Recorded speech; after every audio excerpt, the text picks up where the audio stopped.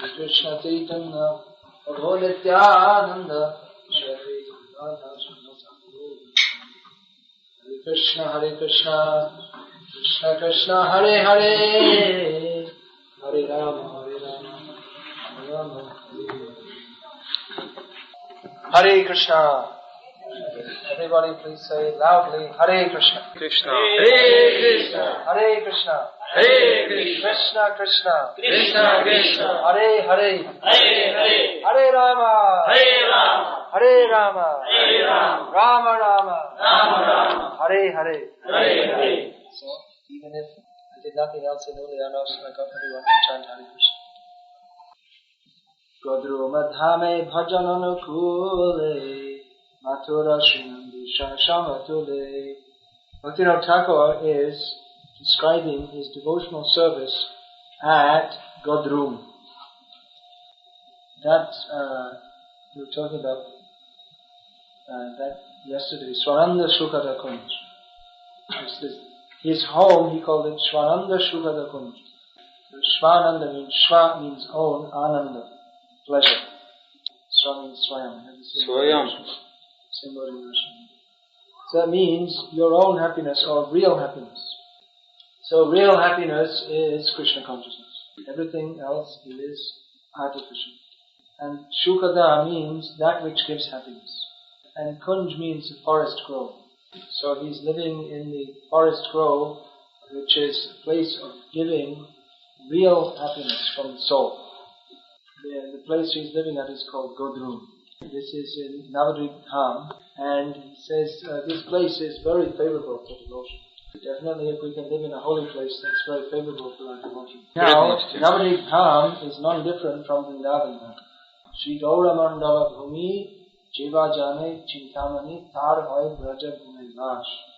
Narottam Das says that whoever understands that the places of Lord Chaitanya Mahaprabhu's pastimes in West Bengal are non-different from Vrindavan, that person, he is qualified to actually live in Vrindavan. So these places are very favorable for bhajana.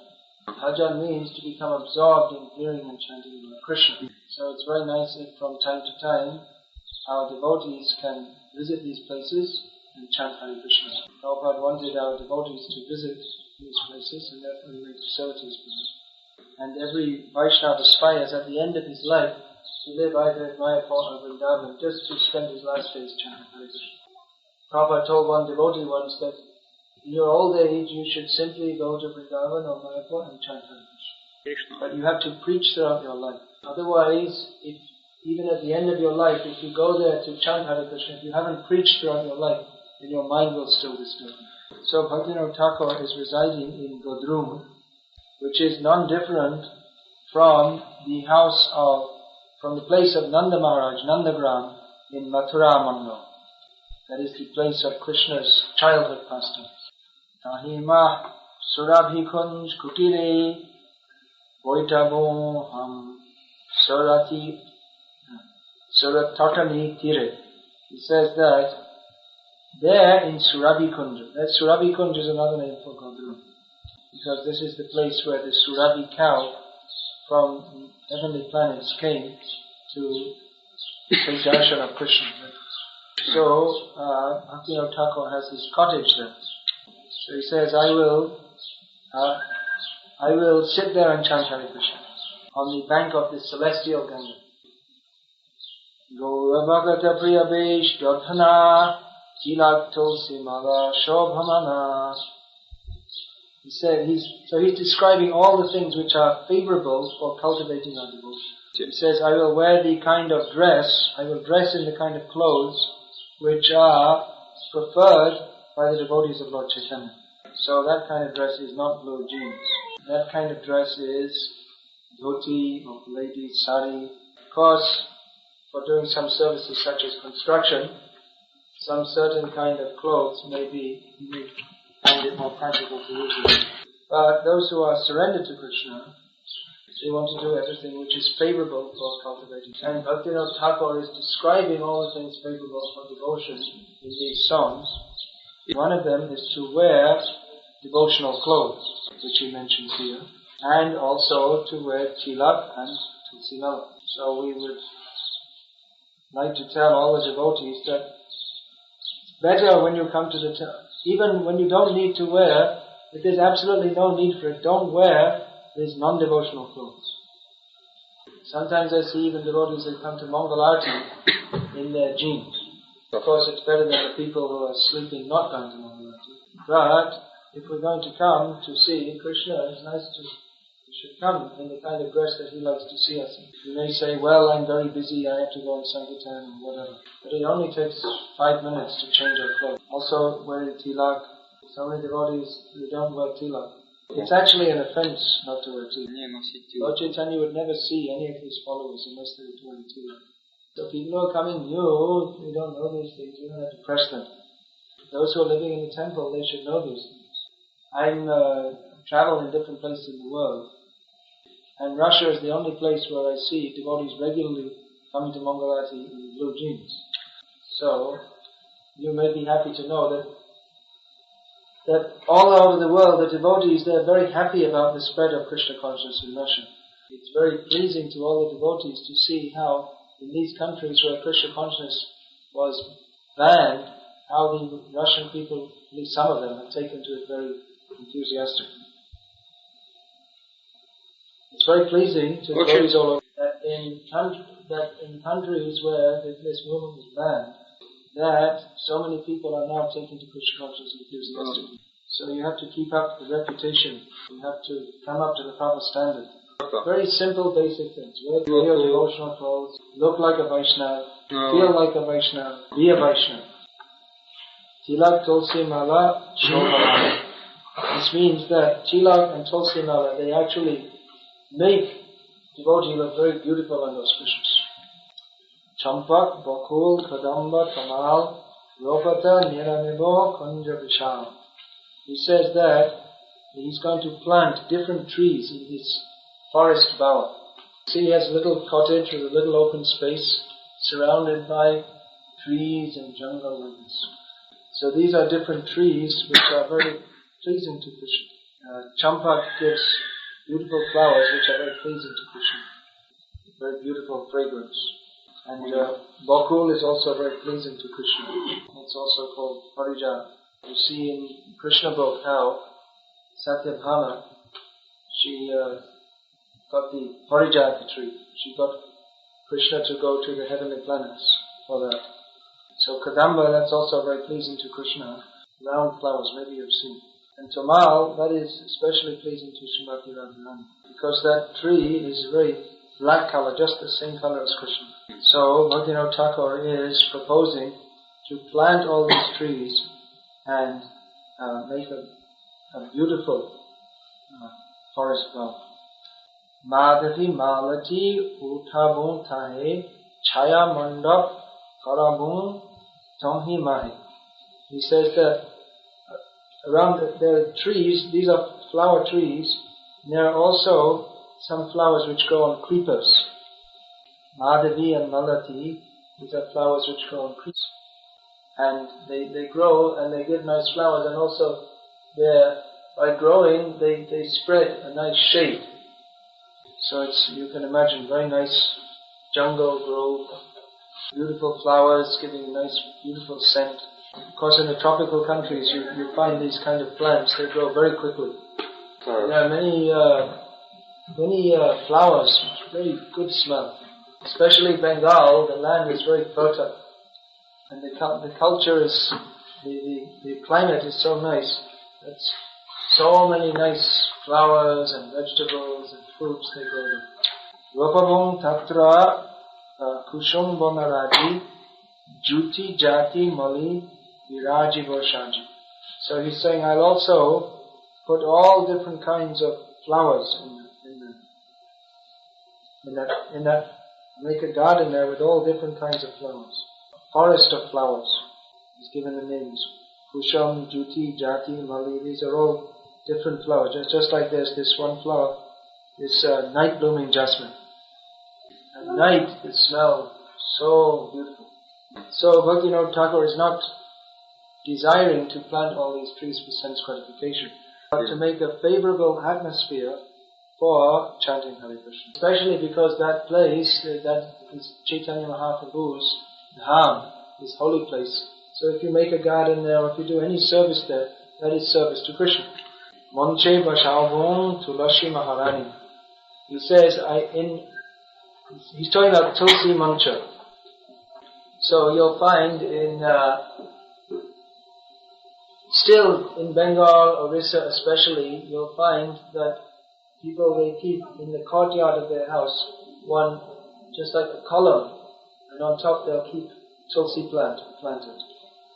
That's called Tulsi Mancha. So that when you walk in, usually the homes, they're arranged, they have a few different houses facing, with all the entrances facing towards each other, so it makes like a courtyard. And in the center of the courtyard will be Tulsi. So this is very auspicious. Every home should have Tulsi. So of all the plants that have been mentioned, there are so many which are pleasing to Krishna, but Tulsi is the queen. Tulsi is the most pleasing to Krishna. Therefore she is called Tulsi Maharani. Kirtan Shadja Tahi Rakhavan. He says, and to this residence I will bring all the instruments for kirtan. That specifically means mridanga and kartals. In Chaitanya Mahaprabhu's Sankirtan movement, mridanga and kartals are most important. Other instruments not very important. And even if there are no instruments, you can clap your hand and chant Hare Krishna. Because the most important thing is the chanting. It's not very important how expertly you can play different mridanga rhythms. If you can do, that is nice. But that is only an accompaniment to the kirtan. Sometimes devotees, you find they're so much absorbed in how they can make different rhythms. But simply by being an expert musician, we cannot attain love of God. Someone may be a brilliant, expert mridanga player, but have no devotion. And someone else, he may not be able even to sing properly in tune. But his singing is accepted by Krishna because it is full of devotion. Still, if we can play in our kirtan, mridanga, kartals, that is also inspiring to the kirtan. Krishna likes them. Chaitanya Mahaprabhu's Sankirtan, the devotees, they would also have mridanga, kartals. We play them, but we should know that the most important thing is the chant. Vaishnav Jana Shaha Gau Mungna says, with the devotees, I will chant the holy name of Krishna. So we see that Bhaktivinoda Thakur is desiring to make a very nice place for worshipping Krishna. But he's not thinking that I will make a very nice place and I will simply chant by myself and enjoy it by myself. He's thinking, let other devotees come. Let us all chant Hare Krishna. So, same thing, our movement, we're making so many centers all over the world. Some nice facilities. But the idea is not so that we can simply live and chant Hare Krishna peacefully ourselves. But we should invite others also. That will please Krishna more than anything. There may be nice flowers and a nice arrangement and so many different nice things. But if there are no nice devotees to chant Hare Krishna, then it's not very pleasing. And even if the facilities are not very nice, even if we have to live in a crowded, polluted city, if there are devotees chanting Hare Krishna with love and faith, that is the favorable place for developing our devotion. You see, there are many rich materialists. They make some beautiful garden in their own home. Especially in Western Europe, you'll find these lords. Lords, it means some aristocratic good. They have big house, but it's not very pleasing to devotees. Without Krishna consciousness, the most beautiful garden has no attraction. So, of course, we try to make a nice place so people can come. In Bhagavatam, it is stated that one of the items of deity worship is to make nice parks and gardens. That means if one has the facilities to do so, if he has much money, and you can make nice parks and gardens, then from time to time the Lord can be brought out on a palanquin to enjoy his gardens. But even if we don't have such nice facilities, we should know that the real decoration for the temple is beautiful, smiling faces of the blissful devotees. This is more important than putting gold paint and so many different things. That we should also do. We should try to make some nice facility for the Lord and his devotees and for the public to come and see. But actually, even if the temple looks materially very beautiful, unless there are ecstatic devotees, it won't be very attractive to us. So again, the real decoration of the temple is the blissful devotee. So Bhaktivinoda Thakur is proposing to chant with the devotees. And what will they chant? Jai Godrum, Jai Gaur Ki Dham. All glories to this place of Godrum, which is the residence of Chaitanya Mahaprabhu. Bhakti Vinod, Bhakti Anukule, Jai Kunj, Munj, Shuranadiku. So he says, Bhakti Vinod, taking up everything which is favorable to devotional service, says Jai to the Kunj he is living in, and to the which is decorated and which is on the bank of the Ganga. Alright, so that's one very nice song describing the beautiful residence of Bhaktivinoda Thakur in Surabhi Kunj. So we have a few minutes. Are there any questions? What is the definition of time, and can we travel within time, as it usually used to say, how? Anyway, one question. Yeah. You're already traveling in time. Second by second, life is going on. So better to use our time to understand Krishna. Because in course of time, we'll have to travel to another body. So better we make the arrangement to travel back to Godhead, where there is no more influence of time in the form of repeated birth and death. Another question: can we trust to some predictors which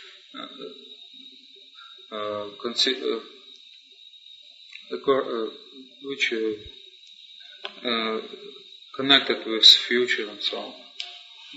Well, even if these predictions are true, what difference does it make? I can give you a prediction which I guarantee is 100% true about your life. Do you want to hear it? I know something about you. You're going to die. So you better get ready for it. You better get ready for that. If you can to characterize the spiritual sentiment, because usually we're using to say sensual sentiment. What Sensual, it means? you mean mundane sentiment. Yeah, but Difference between mundane sentiment and spiritual sentiment. Yeah, but he means sentiment based in senses. And what is a definition of spiritual sentiment? Spiritual sentiment means when we love Krishna without any material or personal desire. Neither gross desire nor subtle desire. And mundane sentiment means when we have personal desires.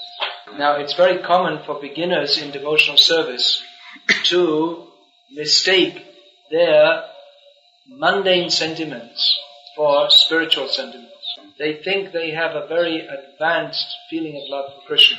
But even though they may not recognize it themselves, they still have so many contaminations in the heart. Therefore, we should very carefully follow the process of devotional service under the guidance of an expert spiritual master. And engage our senses in the service of Krishna. This will purify our senses. Then gradually our real sentiments for Krishna will be awakened. Sometimes in Sankirtana people asking how Krishna can allow such present situation in the world. Well, do you think that Krishna should just let you do all your nonsense and go on forever? Do you think that Krishna is just supposed to allow you to do all your nonsense forever? People are feeling very concerned now in Russia. They're worried about political instability. They're worried about their safety. So why should this kind of thing not happen to you? You think you can just go on sending millions of cows to the slaughterhouse, having illicit sex and then making abortions, and then you go to God to pray for peace. Dear God, please give us peace so that we can peacefully slaughter the cows. She is inspired to be your disciple and to chant your pranama. Can she hope to your mercy? I'll speak with them. So now you don't have to ask me any more questions. Because if you're going back to Godhead, what else matters? Hare Krishna. Hare Krishna. Most people who join our movement are already somewhat older. Means they're not joining at the age of 5. And it's not possible to go through the whole system as it was traditionally. However, young men who join, we train them as brahmacharis to be trained in discipline, love of God, service, all these things. Many brahmacharis, they later decide to get married. It is not compulsory. They decide to remain celibate, they may do also. But whatever course you decide to take in your life, it is recommended that you consider it very seriously and act very responsibly, either as a celibate monk or as a married monk. As far as women is concerned, it is recommended that they all get married. Oh, about the cloth. Well, what did she want to know about it? What it means, this is... And also our unusual... Alright. Well, when I say unusual, I mean if you went to some other part of the world, they might think you look unusual. And even 200 years ago in Russia, this dress would be considered unusual. So, according to different cultures, people dress in different ways. According to Vedic culture, this kind of this color of cloth is adopted by monks. It has a purpose. Purpose is that when you see people dressed like this, you will think there is a Hare Krishna devotee. So if you think of Krishna, that is very good. You'll become purified by thinking of God. Another thing is that people, by seeing us, they can take advantage of us. Just like a policeman is dressed as a policeman, if you need help from the police, you know where to go. So if you're interested in Krishna consciousness, you see the devotees of Krishna, and you can then you can approach them and ask them. So there are many things could be said about this. About this is, these beads are made from sacred wood, which is conducive for helping us to develop love of God. It's something like you're wearing the cross. So it's a very similar thing. Now, I think our time is a little limited from the... Yes. Last question. Okay. Unusual, interesting fact. In 20th, in this century, the followers of Vedic knowledge, they give to Lenin the name of son of Krishna. How are you thinking about this? The name of Lenin, the son of Krishna? Yeah. Lenin means the son of Krishna? Yeah. They were thinking about it. They called him son of Krishna. Well, everyone's the son of Krishna. Just like it said, Jesus is just... Very similar to the Vedas. Actually, in many ways it is. Because the Vedic teachings, they teach that everyone is equal. But everyone is equal, but still there are differences. Just like you see, some people are intellectually inclined, some people are artistically inclined, some people are musically inclined. So the Vedic society, that's another very interesting, big subject which we don't have time to discuss. So that engages people according to their propensity. That in childhood, a person is seen what is his propensity. And he is trained in such a way that he can develop that propensity to the fullest extent possible. With the idea that everyone should, to their best capacity, live in this world for the benefit of others and for the glorification of God. Everyone should live in this world to his best capacity, work for the benefit of others and the glorification. So in many ways, the philosophy of Marx and the philosophy of Krishna consciousness, there are many similarities. With one essential difference, that Marx said everyone's energy should be channeled towards serving the state. The ultimate entity is the state. But Krishna consciousness teaches that the ultimate entity who should be served is God. And if God is served, then automatically the state will be peaceful and prosperous. Alright, I think we could probably go on all day, but time and time